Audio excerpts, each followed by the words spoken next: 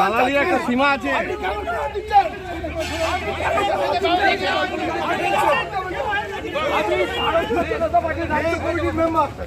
আপনি ওনার গায়ে কেন হাত দিয়ে যাচ্ছেন? কি কাজ দিচ্ছেন?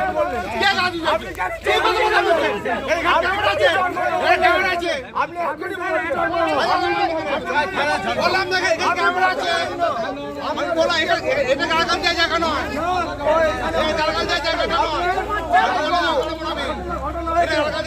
আপনি অযাচিত উল্টোপাল্টা কথা বলে যাচ্ছেন, পয়েন্ট নিয়ে বলে যাচ্ছেন।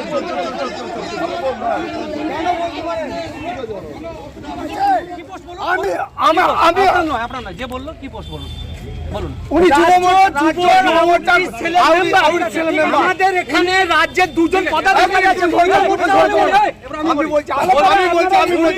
আমি মন্ডল প্রেসিডেন্ট এখানে দাঁড়িয়ে আছি।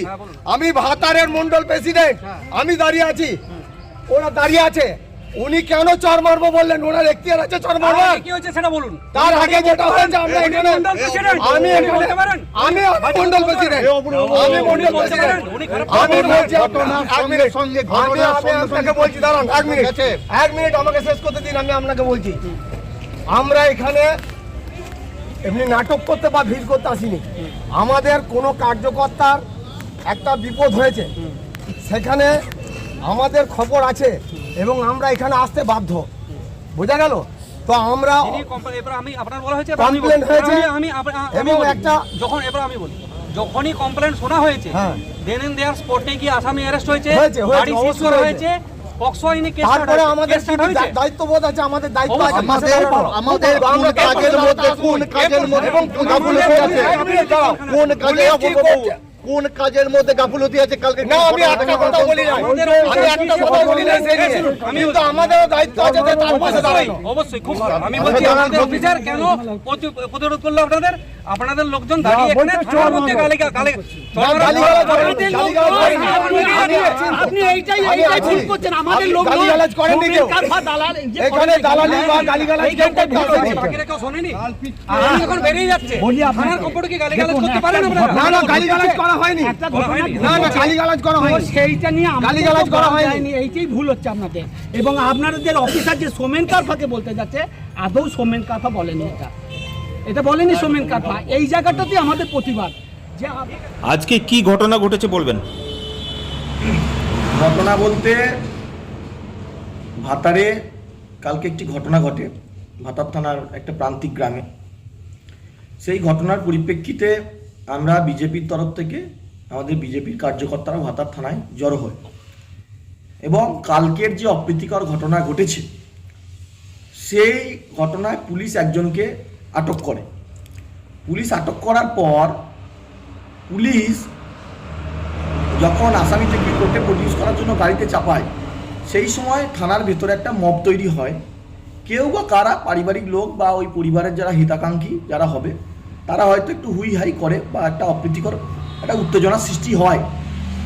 যেহেতু যে ঘটনাটা ঘটেছে সেটা খুবই নিন্দনীয় নক্কারজনক কাজ, সেইটাকে নিয়ে পুলিশ ভাতার থানার আমাদের বিজেপির লোকজনদের উপর আক্রমণ করতে আসে।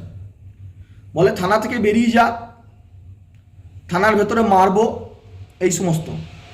এবং যে দুজন অফিসার করে রাজীব পাল এবং বাণীশঙ্কর বাবু, এদের বিরুদ্ধে আমরা এসপিকে কমপ্লেন করেছি অলরেডি।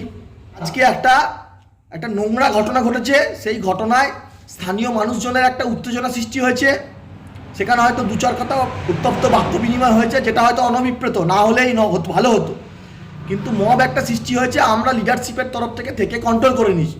পুলিশ আমাদের বিজেপির কার্যকর্তাকে যা ব্যবহার করেছে, এবং আমার সঙ্গে আমার মণ্ডল প্রেসিডেন্ট ছিল অপূর্ব জস, তার সঙ্গে এবং আমাদের আরেকজন প্রাইমারি আন্দোলনকে গোটা রাজ্যে নেতৃত্ব দিচ্ছেন সলিল মাহান্তি, তার সঙ্গে এবং 21 সালে আমাদের বিধানসভার ক্যান্ডিডেট ছিল মহেন্দ্রনাথ কুমার, তার সঙ্গে প্রত্যেকের সঙ্গে খারাপ ব্যবহার করছে। আমরা পুলিশকে হুঁশিয়ারি দিয়ে বলতে চাই যে আপনাদের বয়স কম, আপনাদেরকেও কিন্তু বিজেপির সরকার এলে চাকরি করতে হবে, সেটা ভেবে চিন্তে কাজ করবেন। এই এমএলএ এবং এখানকার ব্লকের যারা নেতা তারা কিন্তু আপনাদেরকে বাঁচাতে পারবেন না, তাই আপনারা নিরপেক্ষ ভূমিকা পালন করুন। আর আজকে কি ঘটনা ঘটেছে বলবেন? ঘটনা বলতে ভাতারে কালকে একটি ঘটনা ঘটে ভাতার থানার একটা প্রান্তিক গ্রামে। সেই ঘটনার পরিপ্রেক্ষিতে আমরা বিজেপির তরফ থেকে আমাদের বিজেপির কার্যকর্তারা ভাতার থানায় জড়ো হয়, এবং কালকের যে অপ্রীতিকর ঘটনা ঘটেছে সেই ঘটনায় পুলিশ একজনকে আটক করে। পুলিশ আটক করার পর পুলিশ যখন আসামিটাকে কোর্টে প্রডিউস করার জন্য গাড়িতে চাপায়, সেই সময় থানার ভেতরে একটা মব তৈরি হয়। কেউ বা কারা পারিবারিক লোক বা ওই পরিবারের যারা হিতাকাঙ্ক্ষী যারা হবে তারা হয়তো একটু হুই হাই করে বা একটা অপ্রীতিকর একটা উত্তেজনার সৃষ্টি হয়। যেহেতু যে ঘটনাটা ঘটেছে সেটা খুবই নিন্দনীয় নক্কারজনক কাজ, সেইটাকে নিয়ে পুলিশ ভাতার থানার আমাদের বিজেপির লোকজনদের উপর আক্রমণ করতে আসে, বলে থানা থেকে বেরিয়ে যা, থানার ভেতরে মারবো, এই সমস্ত। এবং যে দুজন অফিসার করে রাজীব পাল এবং বাণীশঙ্কর বাবু, এদের বিরুদ্ধে আমরা এসপিকে কমপ্লেন করেছি অলরেডি। পুলিশ কদিন আগে ব্যাংক ম্যানেজার শ্যামাশিস হাজরাকে যখন অপহরণ হয়েছিল, সেখানে থানার ভেতরে ওসি চেম্বার থেকে বেরিয়ে এমএলএ সাহেব শ্যামাশিস হাজরা ব্যাংক ম্যানেজারকে বলেছিল যে তোমাকে বেশি বাড়াবাড়ি করলে ভাতার বাজারে গুলি করে দিয়ে চলে যাব। তখন পুলিশ কানে তুলো দেয়, চোখে বন্ধ করে চোখ বন্ধ করে চোখে স্যালুটেপ লাগায়, মুখে স্যালুটেপ লাগায়।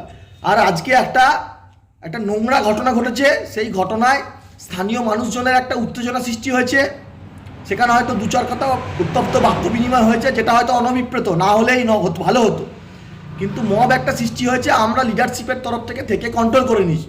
পুলিশ আমাদের বিজেপির কার্যকর্তাকে যা ব্যবহার করেছে, এবং আমার সঙ্গে আমার মণ্ডল প্রেসিডেন্ট ছিল অপূর্ব জস, তার সঙ্গে এবং আমাদের আরেকজন প্রাইমারি আন্দোলনকে গোটা রাজ্যে নেতৃত্ব দিচ্ছেন সলিল মাহান্তি, তার সঙ্গে এবং 21 সালে আমাদের বিধানসভার ক্যান্ডিডেট ছিল মহেন্দ্রনাথ কুমার, তার সঙ্গে প্রত্যেকের সঙ্গে খারাপ ব্যবহার করছে। আমরা পুলিশকে হুঁশিয়ারি দিয়ে বলতে চাই যে আপনাদের বয়স কম, আপনাদেরকেও কিন্তু বিজেপির সরকার এলে চাকরি করতে হবে, সেটা ভেবে চিন্তে কাজ করবেন।